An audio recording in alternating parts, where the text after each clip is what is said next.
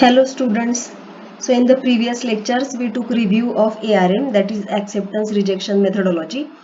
So it was a kind of inversion method. So where you were trying to get a random sample from one distribution using another distribution. So can there be another way to generate random samples? So I have mentioned this before that there are several methods which perform better than the ARM, and the basis of all those methods is Markov chain Monte Carlo method. So how can we generate such a method, and what is Markov chain Monte Carlo method? So to understand this, let us first try to understand what do we mean by Monte Carlo integration. So let us first try to understand what is Monte Carlo method, then we will discuss Markov chain Monte Carlo method. So today's lecture, the focus will be on Monte Carlo integration. So the concept is very simple. We are going back to a very basic methodology wherein we are interested in uh, finding integration of a function uh, with respect to another with respect to the PDF fx. So it's in a way it's like you are trying to find expectation of hx with respect to the PDF fx. So basically Monte Carlo integration or Monte Carlo technique deals with uh, estimating or computing this integration using simulations. So what do they do? So the purpose is to find expectation of hx with respect to fx, or in other language to find integration of hx fx dx. So now it is possible that this h is a complex function, and so it is really difficult to integrate, and so you may not be able to find its integration directly. A classical example of this can be um, order statistics PDF. So suppose F is a PDF of ith order statistics when you were simulating observations from exponential distribution. And now suppose Hx is simply x. So you are looking for expectation of ith order statistics when you are simulating from exponential distribution. So even if you consider a simple distribution such as exponential distribution, you will realize that it is really difficult to find expectation of order statistic from exponential distribution using the direct integration method. Instead, what we did in while studying probability distributions is we considered a transformation which is based on spacings, in fact standardized spacings, and we use the result that the standardized spacings of exponential distribution have the same distribution as the original sample, and so using this result we can obtain mean and variance of order statistics. So this result we have already discussed. This you have done. If you open standard probability distribution textbooks, you will find this result there. So using that result you can find expectation of order statistic from exponential distribution, but you can't find it directly. If you try to find it, you definitely come across an integration which is a bit tough to deal with. So here I am using this book Introduction, as you can see, introducing Monte Carlo methods with R. uh, if you haven't received PDF of this book, I'll share it with you. So here we are in the chapter where we are introducing Monte Carlo integrations or Monte Carlo methods. So I am on page number 78. So you can also follow this. So now how do we find this integration? So the basic idea of Monte Carlo integration is, consider this as if you are trying to estimate uh, expectation of hx with respect to f. So how can you estimate? How do you estimate hx? Suppose hx is simply x. Then how do you estimate expectation of x? Suppose x follows PDF f. Then how do you estimate expectation of x? There is a simple method. You go for sample mean, isn't it? Because you want to compute population mean. So what you can do is, one way to estimate is you go for sample mean. So how do you get the sample mean? So you will have to generate sample from the distribution. So use the standard simulation techniques to generate random sample from this distribution fx. Then consider the average of the sample values. That would be your estimate of expectation of x, sorry, that will be your estimate of expectation of x when you are computing it with respect to the PDFF. Or in other words, the sample mean would be your estimate of this integration, na? Integration x fx dx. Now instead of x, here we are considering any function, say hx. So how do we go about this? Suppose hx is a complex function, then it will be really difficult to compute this integration. So the idea is generate a random sample from fx, then compute hx for all those values. So suppose x1, x2, xm is a random sample from f. Then compute hx1, hx2, hx3 and so on for all the values, and then take their average. That should give you an estimate of this integration. So this is the basic idea behind Monte Carlo technique. So as an example, you can consider this function. So this is integration 0 to infinity x raised to lambda minus 1 e raised to minus x dx. So you know this is a gamma function. So you know it is gamma lambda. But now suppose you are told to implement Monte Carlo integrations here. How can you do that? How can it be done? So shall we try to do this in R? What we will do is we will simply generate now random observations. But here what is hx? What is fx? So here you can say e raised to minus x is the standard exponential distribution. So let us take fx as e raised to minus x. Let us take hx as x raised to lambda minus 1. Let us take some value of lambda and then do it. And then try to generate random sample from this standard exponential distribution. Then using the sample compute these values x raised to lambda minus 1 and take their average, and let us see how much close it is to gamma lambda. So let us go to R and let us try to implement this there.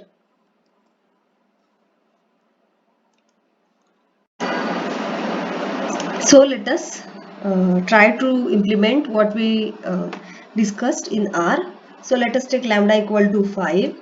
N, okay, I'll start with 1000 and then we'll go on increasing. So what we are going to do is we are going to generate a random sample from standard exponential distribution. Then for the sample, we'll compute x raised to lambda minus 1 and then we will look at average of these hx values. So we are calling hx as x raised to lambda minus 1. Our fx is e raised to minus x. Okay, so let us look at the mean and then let us compare it with the actual value. So let us run this whole code.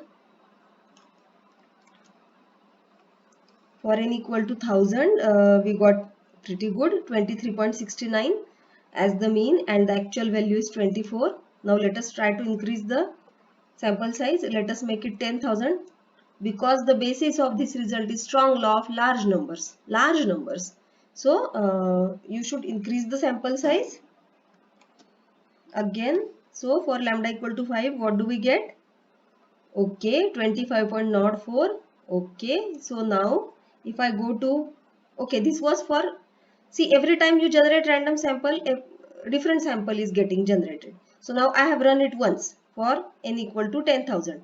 What if I run it again? Let us see what do we get. 26.13, then 22.277. So yes, there will be variation definitely, but every time 22.69. So see, every time it is between 23 to 25, 20, and in some cases 26 and so on. Now let us see if we make it 1 lakh. So large enough, really large. So now let us see what do we get. 23.57. Once I have run it. Now let me run it again. 23.93, very close to the actual value. Now again 24.41. So now see, as you change the sample size from 10,000 to 1 lakh, 10 times the sample size, then the difference between mean hx and the actual value got reduced. So that this is what is expected to happen. Na? The bias should reduce. So yes, you can see that the method works and you do get the value of gamma lambda here. Now let us consider one more example to understand it better. So here is the Monte Carlo integration which I was discussing. So expected hx is nothing but integration hx fx dx. So we are considering integration of this as a expectation of this function with respect to this as the PDF. And so in order to get this integration, we are going to use this as the estimate. So this is the basic idea behind Monte Carlo integration. So we have implemented it. So this is an estimate. So what will be the variance? What will be the mean? This you can easily get, isn't it? Variance of h n bar will be, you will have to repeat this for multiple samples, and then for look at the sample variances of h n bar, that will be your estimate of variance of h n bar, right? Similarly, you can estimate mean of h n bar also. So now one more example which they have given is hx is cos of 50x plus sine of 20x whole square. So now the question is,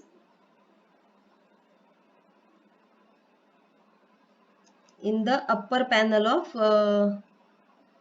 figure, so this function is represented in the upper panel of figure 3.3. So let us go to figure 3.3. Okay, here it is. So this is the upper panel. So this is how the function looks like. So much fluctuation is there in the values, isn't it?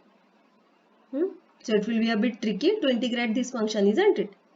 So the question is now, generate random sample from uniform 0, 1 and approximate this integration hx dx by using these values. Okay, so we are not going to use this R program which is already there. Instead, we will try to write our own R code. Okay, so that you will understand this better. Okay, so let us consider this question. Let us try to remember this. Hx is cos 50x plus sin 20x whole square. So let us go back to R. We are back to R. So I have taken the sample size as 1000. Now I have initialized the generator at by using the function set.seed at the point 2. Why do we need to initialize? Because my aim is to study the effect of sample size also. So when you increase the sample size, it should be such that, suppose you increase the sample size from 1000 to 2000. Now because you want to see the impact of sample size on the result, so the first 1000 values should be same for the two samples. So suppose the first sample is of size 1000, the second sample is of size 2000. Then the first 1000 values in the first and second sample should be same. Then what will happen is, in the second sample another 1000 values will be added to the set. So if you now increase the sample size from 2000 to 3000, then the 2000 values should be common in the second and third sample, and another 1000 values should get added. So this is how it should increase the sample size. So this will happen only if we initiate, we have a common initiation. So to have a common initiation, we should use this function set.seed. What it does is, it gives a starting point for the generation of numbers, random numbers in R. So set.seed, I think you are familiar with this function, so I need not explain it much. So suppose I take the sample size as 1000, then I am generating random sample from uniform 0, 1 as we discussed. Then I have written here the function h, which is nothing but sin 50x plus cos 50x whole square. So the first term is sin 50a. Here I have taken a as the argument. So the first term is sin 50a. The second term is cos 20a, and then the function is simply term 1 plus term 2 whole square. So this is how the function operates. So then I'll compute the values, the function for these many values of x, and I'll store it here in the variable hx, and then we'll look at the mean of hx. So let us try to run this. So 1.071516. So this is the value which we have got. Now let us try to find the same using the integrate function in R. So integrate, what we are going to integrate, the function h. The limits of integrations are 0 to 1. So lower is equal to 0, upper is equal to 1. and we want the value. So integrate this. So see 1.04. So mean was 1.07 and we got it 1.04. So not bad. They are really close to each other. Now let us try to increase the sample size. So now let us see what will happen. 1.02238 and integrate this. This is not going to change. So this we know. This is here it is 1.04. So we got earlier we had got let us try to see earlier value. Earlier was 1.07 and now we got 1.02 and the actual by integrate the value is 1.04. Okay, now let us try to increase it. So now instead of doing it manually, can we have a loop of n? So to have a loop of n, we will have to have the calculate this for different values of n, we will have to have a loop over n. So let us try to create a loop over n. So let us take n as a sequence of values starting from 1000 to 10,000 and we'll increment them by one say maybe 500. 10,000 not 1000. Okay, so 10,000. So now what else do we need to change? So here I'll have to add the loop. Now every time you generate random sample, this initiation will be needed. So let us keep it inside the loop. So here we will have a loop over the values of n. So for k in how many values will be there in this sequence? So let us first run this. Let us have a look at the length of n. So 19 values are there. Would you like to make it 20? So you can say, okay, let it be. So say NL is length of n. So for k in 1 to NL, what we are going to do is, so this loop we have created. Now let us try to put this whole stuff in the loop.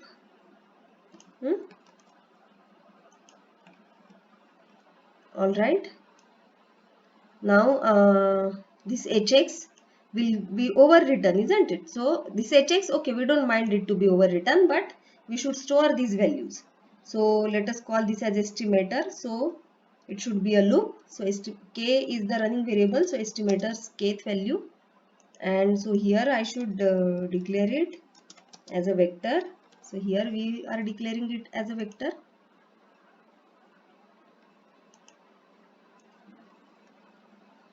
Fine, is that fine? I hope it is okay. Now let us try to run this. This x also will get overwritten. We need not store it for every n. Where we need to correct here. So this should be kth value of n. So now let us try to run this code.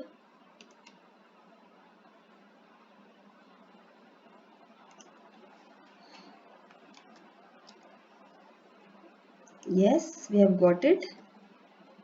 Let us try to plot this.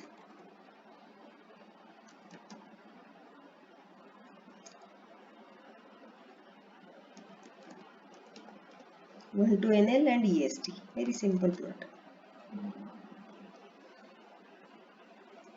You can see there is some variation. Now